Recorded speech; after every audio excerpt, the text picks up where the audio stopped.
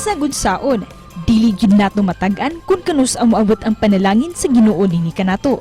Siya si Rodrigo Rivera, kinsa napiling mayor sa lungsod sa Dolores Eastern Samar sa baguhay lang nga natapos nga eleksyon ning tuiga. Nasinati niya una ang kaagi sa usa ka market vendor hangtod nga siya nahimong barangay kapitan sa ilang lugar.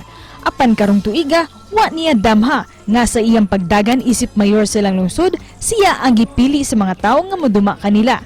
Karong buntaga, maki-inspire kita sa iyang istorya sa kalampusan dinhi lang sa GMA Regional TV Live.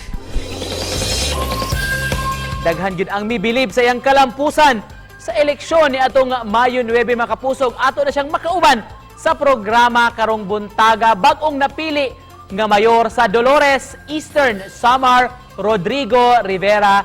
Good morning, maupay na aga, Mayor Rivera. Welcome sa GMA Regional TV Live.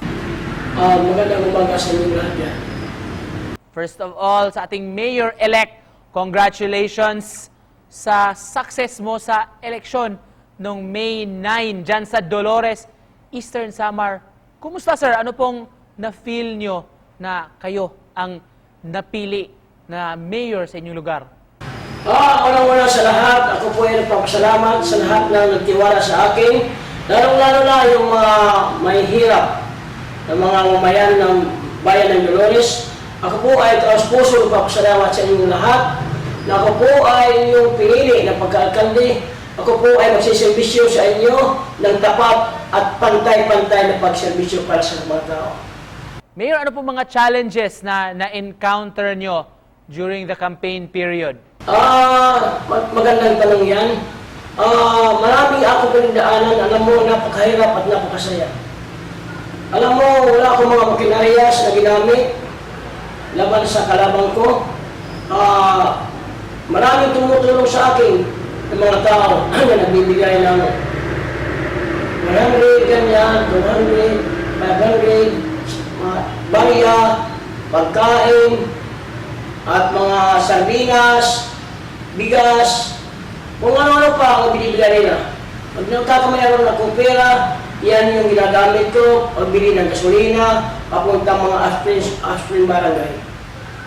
Ba't sa tingin nyo po, kayong napili, kayong pinagkatiwalaan ng mga tao at iniluklok bilang mayor sa inyong lugar? Siguro, kaya nila ako pinili dahil alam nila, nung sibilyan pa ako at nagbarangay captain, nagtinda ng isda, nagtinda ng gulay, alam nila ang ugali nila, alam nila ang ugali ko. Ako isang mamamayan lang, temporary mamamayan, mahirap, walang pinag-aralan, second-year school lang, pero ang puso ko nasa kanila. Yan ang masasabi ko.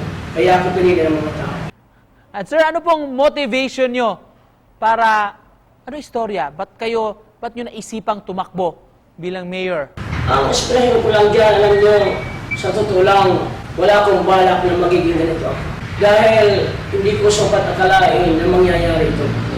Pero sa awa ng Diyos, ng Panginoon, hindi niya ako binigo.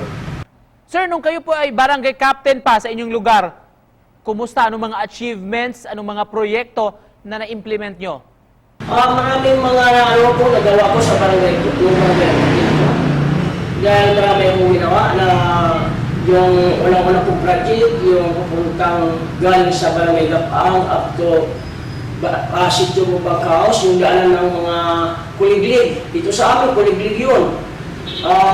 Diyan nila kagaya yung mga gulay, palay, mga tao. Yan ang inuna ko, yung Panty Market Road.